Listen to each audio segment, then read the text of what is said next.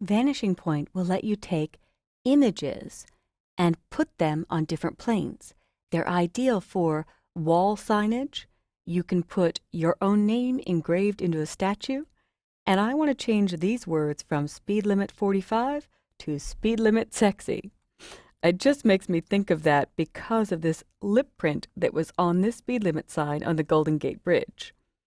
So what I'm going to do is start by making a pattern of the white to get rid of the 45.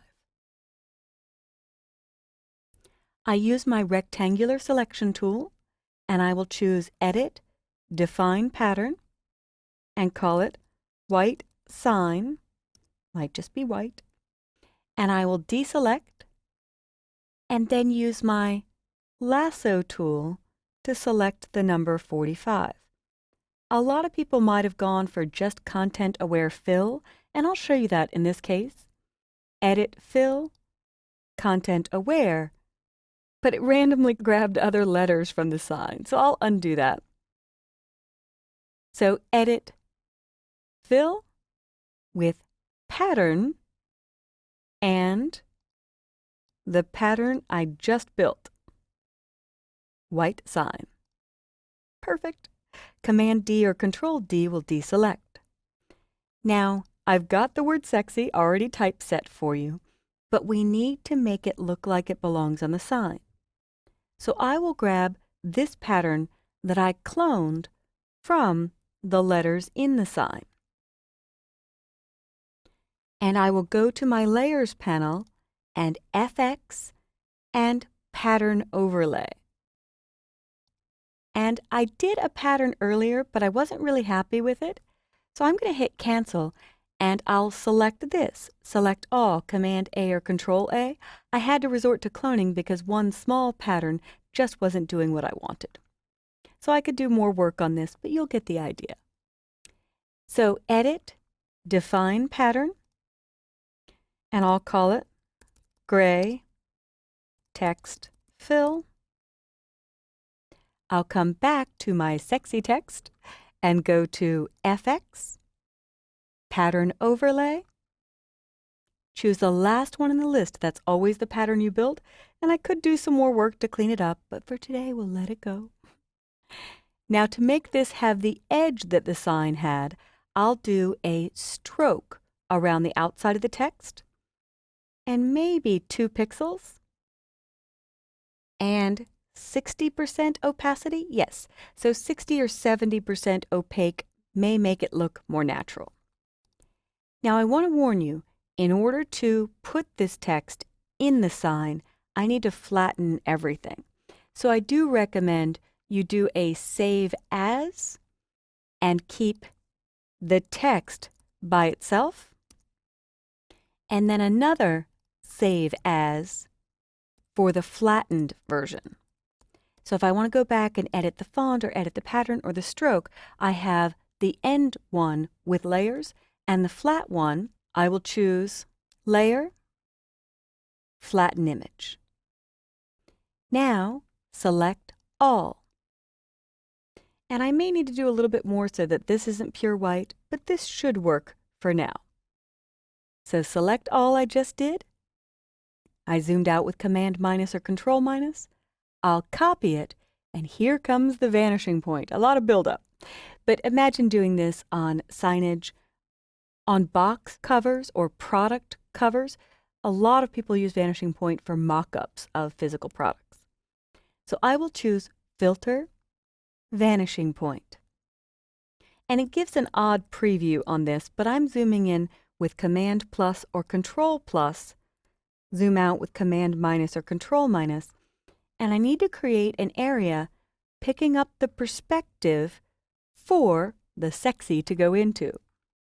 You're automatically on the Grid or Create Plane tool, and I will click and try to follow the natural perspective in the sign using objects and angles in the image itself to line it up to.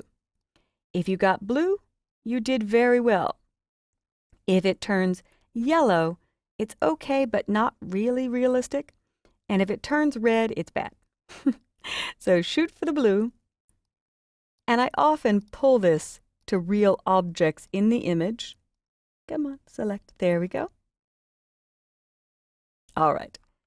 And maybe get it above the lipstick and make sure my angles are consistent with what I have in the document. I think that'll do it. Let it go. And edit, paste. Unfortunately, I can't see paste, but I know on the Mac it's Command V. On Windows, it's Control V. And there's my sexy. I zoomed out with Command minus or Control minus to see it. And as my cursor crosses over, now I've got sexy in the vanishing point. I may need to scoot it over a bit and finish it off with a free transform or the transform tool.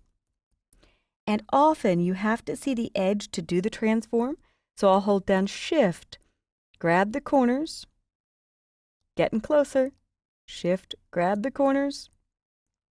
We need our sexy to fit. There we go.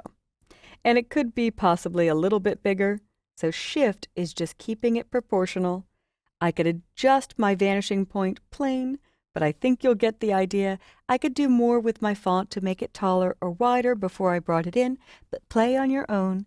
And when I click OK, there's our speed limit of sexy. Now I should warn you, if I undo that, it is far safer to make a new layer before you paste. So I did it the wrong way to show you that once you commit to that, it's permanent. And vanishing point is one of those filters that can't be run as a smart filter. So make sure you always add a layer before you do this. And since I'm adding a layer, I think I'll come back to my sexy text, undo the flatten image, and do a free transform, Command T or Control T, to make it a little taller and thinner.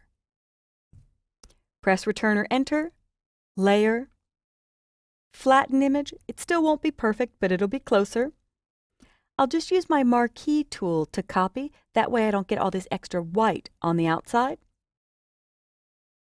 Edit, Copy, come back to my speed limit. I've got a safe layer. Now, Filter, Vanishing Point. I'll create my plane, and I'm going to do it a lot more quickly this time.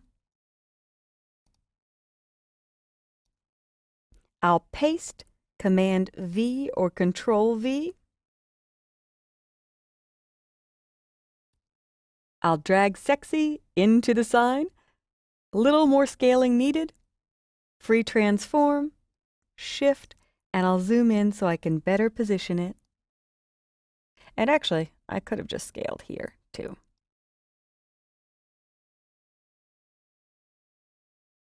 I think I'm happier with that end result.